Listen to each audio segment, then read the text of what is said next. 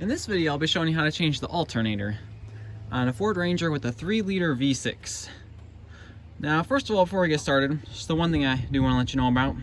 There is this coolant hose right here that runs directly on top of the alternator, and it looks like it is almost going to be in the way of the alternator when you're changing it.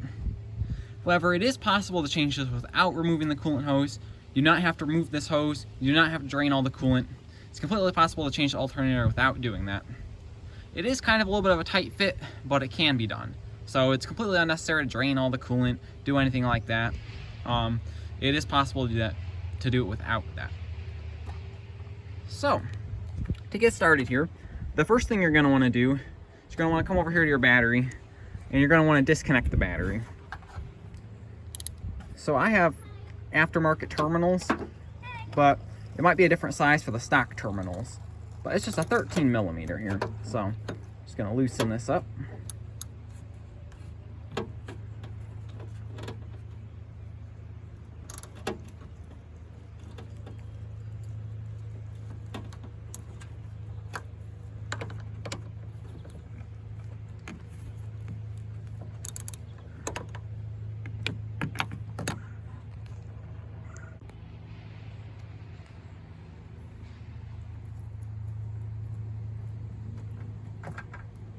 Terminals may be slightly different because they are aftermarket, but yours should be pretty much close to the same. If you do have aftermarket terminals, they're probably very similar to this. Do have a few extra accessories wired up, but it should be pretty much the same process. So I've got the battery disconnected here. So now that that's done, the next thing you're going to want to do is you're going to want to take the belt off. So to do that, the belt tensioner is located right down here, right next to the water pump, in between the water pump and the AC. It's right in here near the fan. Now to remove this, you could use a ratchet and a socket. However, the space is very tight, and it's very easy to get a ratchet stuck between the fan and the belt tensioner, and it really is kind of a pain to use that. I would highly recommend, if you have one or getting one, getting a belt tool, just a serpentine belt tool, just because unlike a ratchet or a socket, it's able to fit in there much easier. So as you can see, I have this belt tool here, and it's pretty much just like a breaker bar. It doesn't take up as much space as like a ratchet or a socket. So I know the space is really tight, and it can be super easy to get stuff stuck in there. And the bolt on the tensioner is a 15 millimeter. So I'll be using my belt tool here. Okay, so now I've got my serpentine belt tool here on the belt. And what you're going to want to do to loosen this is, once you've got it on here, you're just going to pull it here towards the driver's side. So it's going to go down here towards near the battery. And as you push down, it'll release the tension off of the belt. And once you've done that, then you should just be able to slide the belt out here from underneath the pulley.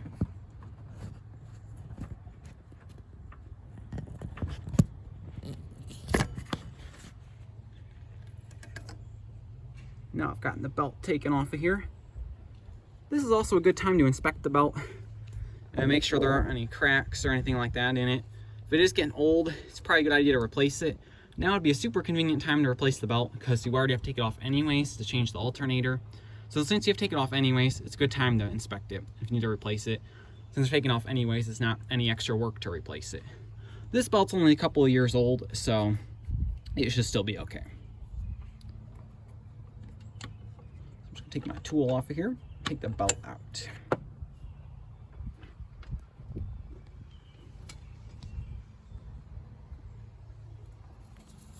Then once it's off of there, it just comes off super easy. The hardest part is just the water pump, getting it off around the water pump and trying to get it out of here.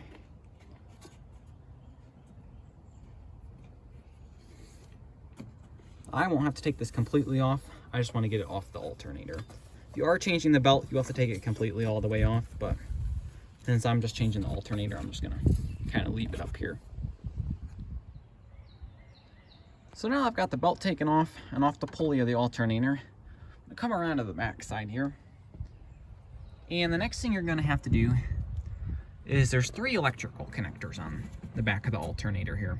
You're gonna have to take all 3 of these off. So, you've got your first one here. And what you're going to want to do is you're going to want to take a flathead screwdriver Gonna stick it back behind here. Just gonna pry this up a little bit. I'm gonna take my other hand, I'm gonna pull it off of there.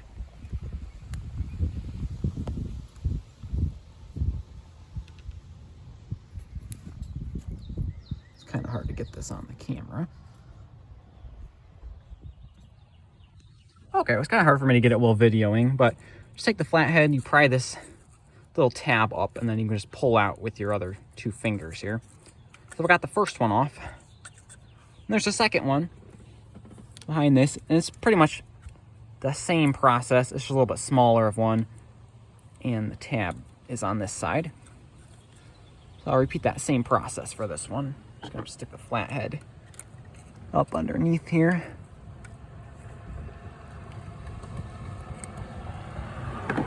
This one seems to come out a bit easier.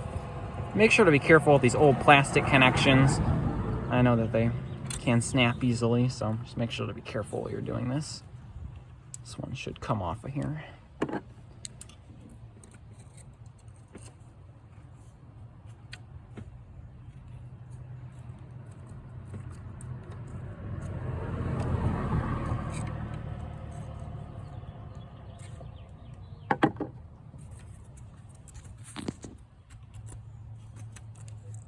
Okay.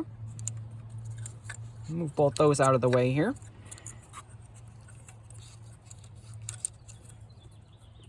And then you've got one more right here. And this one is actually a bolt-on one. So you've got this little boot here. You're gonna want to pull this boot off of here. And once you've got this boot pulled off, it's gonna be a bolt you're gonna have to unthread. And now I've got the boot pulled off of this one. And it's just gonna be a 10 millimeter to get this threaded out. There's just a little nut that holds the wire on here, so just gonna, or a bolt. Just gonna unthread that.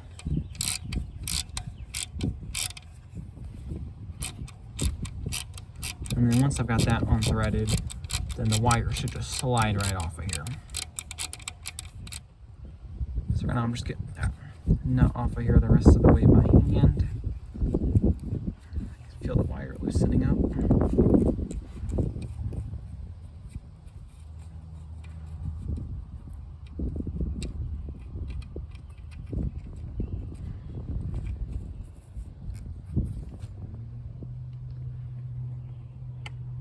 Got that off of there. And that'll just pull right off. And then once you've gotten that off, got all the electrical connections disconnected that you need for this. So the next part will just be removing the actual alternator itself. So now to go ahead and get the alternator taken out, you're going to need a 13 millimeter socket and an extension. Just going to go on here.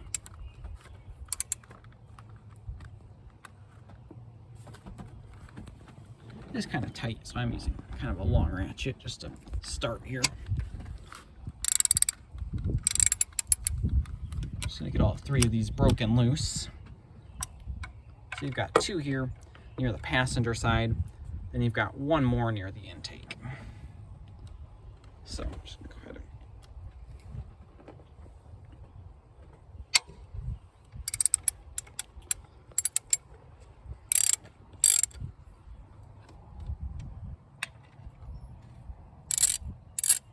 So now that I've got these broken loose, I'm just gonna thread them the rest of the way out here. They thread out pretty easily once you break them loose. They're just in there kind of tight.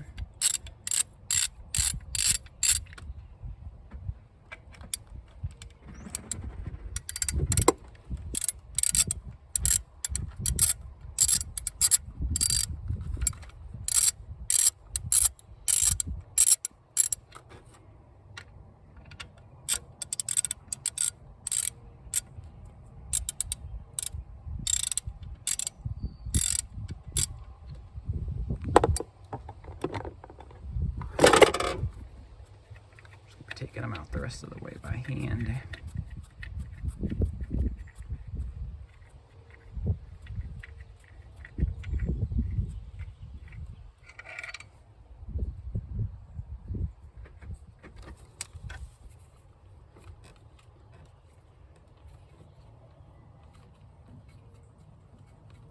There's only a little bit of each of these that are threaded, and then the rest is like a spacer, so it shouldn't take forever to thread these out.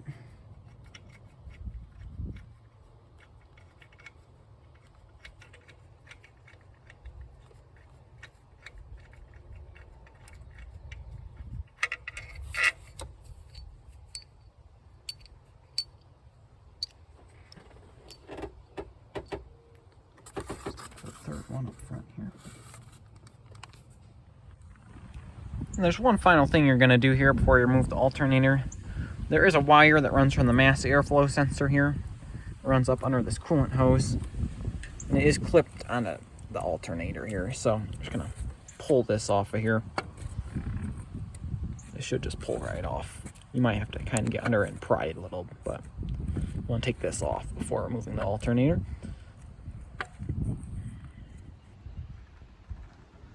So now the final step for removing the old alternator here is just going to be pull it out of here. Now the issue with that is you have this coolant hose that runs right on top here, so you really can't pull it out through the top. You've got this air duct here that runs from your air box with the air filter all the way up to your throttle body here. That's going to be in the way if you want to pull it forward. Now this here is super simple to remove. You just have a hose clamp here, and you have a hose clamp right up here.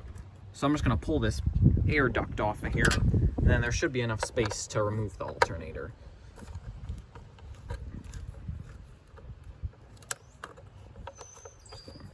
Thread that there. And then you do have the PCV valve right here. And that is, I'm not going to disconnect that, but there should be enough space just to move this air duct out of the way without disconnecting the PCV valve here. Just be careful when moving it around not to break the PCV valve. Just gonna unthread this here.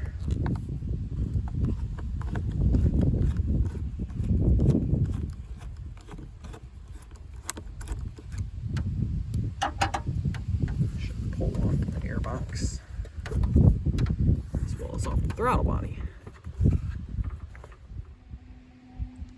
So now that's out of the way, and I've got the alternator here. Since it's completely unbolted and everything's disconnected, it'll just come right out of here.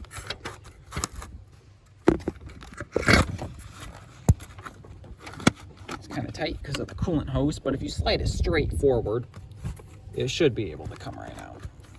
I know there's also the fan shroud here, so there's just barely enough space to get it taken out.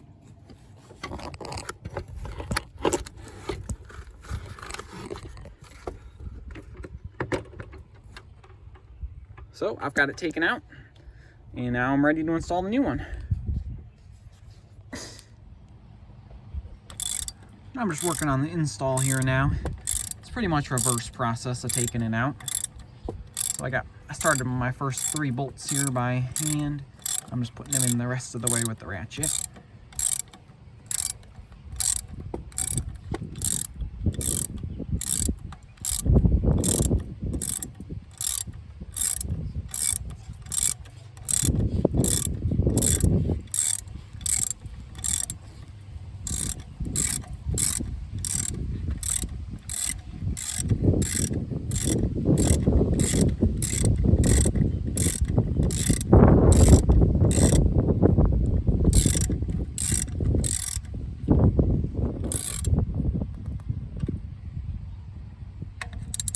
Started with the one over here on the passenger side in the front. I'm gonna go to this side.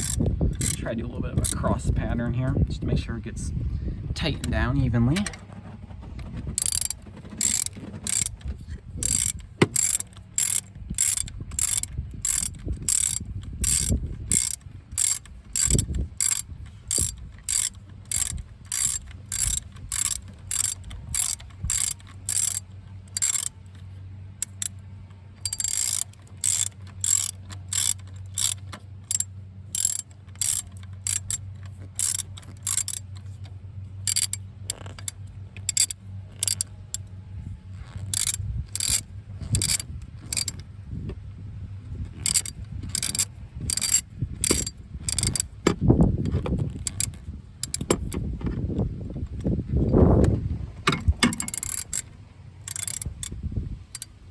Once I'm sure I've got all these tightened down, I'm just gonna go over them and double check them here, make sure they're all nice and snugged up. here seems tight.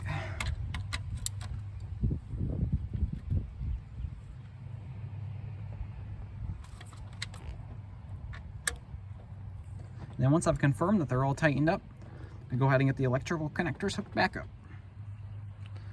So then for the electrical connectors here, I'm just going to start with the bolt-on one. It's just same reverse process of taking them out.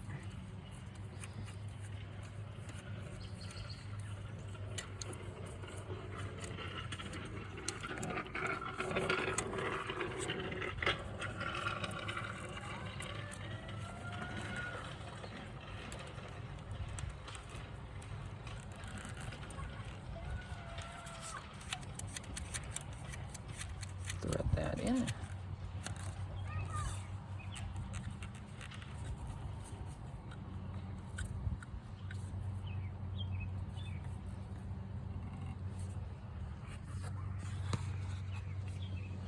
I'll tighten that down the rest of the way with the ratchet.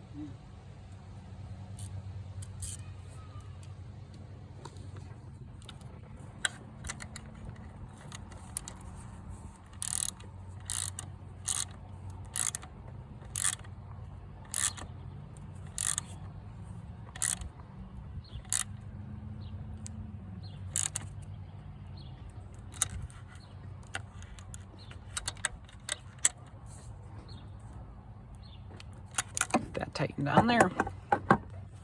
Just gonna put the boot back over that.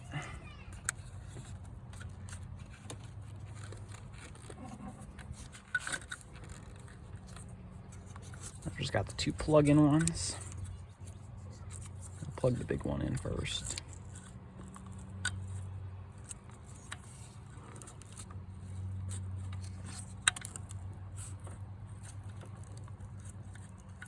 Keep it over here.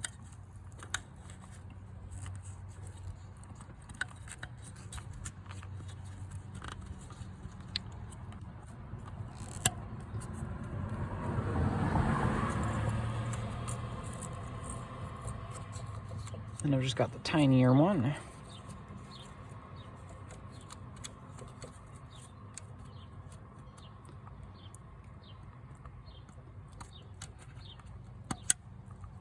And that's clipped on there. So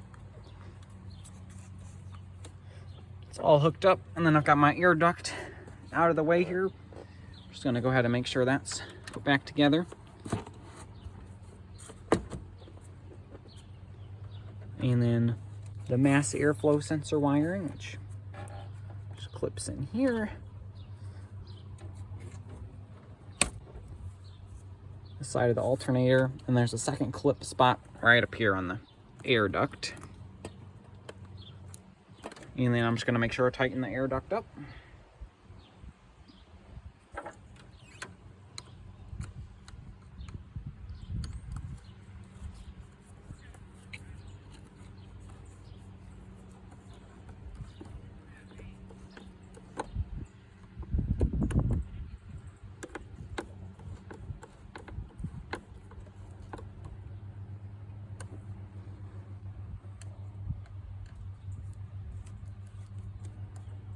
And then once this is all tightened up, the next thing that I'm gonna do is I'm gonna get the belt put back on. Now, if you are changing the belt, which now would be a very smart time to, you will have to take the belt all the way off, put the new one on. I will show you the diagram here for putting that back on. I don't have mine taken all the way off, but I will still show you the diagram. And if you look here, the very front of the hood up here, got your diagram here for the refrigerant. And if you look over here, you have the belt diagram. If you don't have this diagram, you can just use mine. This here is for the 3-liter, so got the alternator here. It goes over the alternator, underneath the idler, over the AC. If you don't have AC, then it just skips right to the power steering. That's what this dash line here is for. Then it goes under the crank, around the tensioner, and then underneath the water pump. So I'm gonna go ahead and get that belt put back on, and I'm gonna hook the battery back up and make sure everything works well. Okay, so I went ahead and I got the belt put back on here. What I found easiest to do was put the belt over all the pulleys, except for the idler pulley. and then just take the tensioner and release the tension off the tensioner and slide it underneath the idler pulley. That's how I was able to do it. So I did get that taken care of. It's just a reverse process of taking it off. And then I also got the battery connected. So now I got it all put back together. I'm just gonna go ahead and start it up and make sure everything's working okay. Okay, so now I'm inside the truck here, and I'm just gonna go ahead and start it up and make sure the alternator is charging. This vehicle here is a 2004. Now if you look at the instrument cluster here, there's no gauge for the alternator, unfortunately. They changed that. 2004 was the first year for this cluster. If you have a Ranger before the year 2003, there should be a gauge in the cluster to monitor the alternator. This does not have one. I'm not really sure why they changed it to this or why they thought it was a good idea, but this here is the cluster I have. What you do want to do when you start it up is you do want to make sure there is a battery light here on the cluster, and you do want to make sure that light goes off. I personally like to actually monitor the voltage of the alternator to make sure it is charging. You can do that if you have a multimeter. You can hook up to the battery and monitor it while the truck's running. I like to be able to see it while I'm driving, so I do have a gauge put in up here. This right here tells me my battery voltage. So right now it's at 12.4 volts with the vehicle off. You can get one of these cigarette lighter gauges for, you can get these and put them in. They're pretty accurate. You could also hook up a gauge, but this here's what I'll be using. So usually if it's above 12 volts while the vehicle's off, it's good. Usually 12.4 or 12.8 is the good range. If it's above 12, it should be able to start it fine. And then while it's running, it should run around a little over 14.4, 14.5 when you first start it up. And then after it's been running for a little while, it should run down to around 14 volts. And depending on how many accessories you have running will determine how low it actually runs at. So if you have a lot of light, if you have your lights on or stuff like that, it might run around like 13.7, 13.6. So I'm gonna go ahead and start the truck up here and make sure it's charging. So just watching the gauge here. Right now it's at 12.1 volts. And now it's running right at 14.4, right where it normally does. So I'm just gonna let that run for a little bit and make sure it's charging fine. As you can see here on the dash, there's no battery light on, so that's good. I know it's kind of hard to see the gauge here with the camera. It's not really picking it up very well, but it's running right where it should be. So hopefully this video is helpful, and thanks for watching.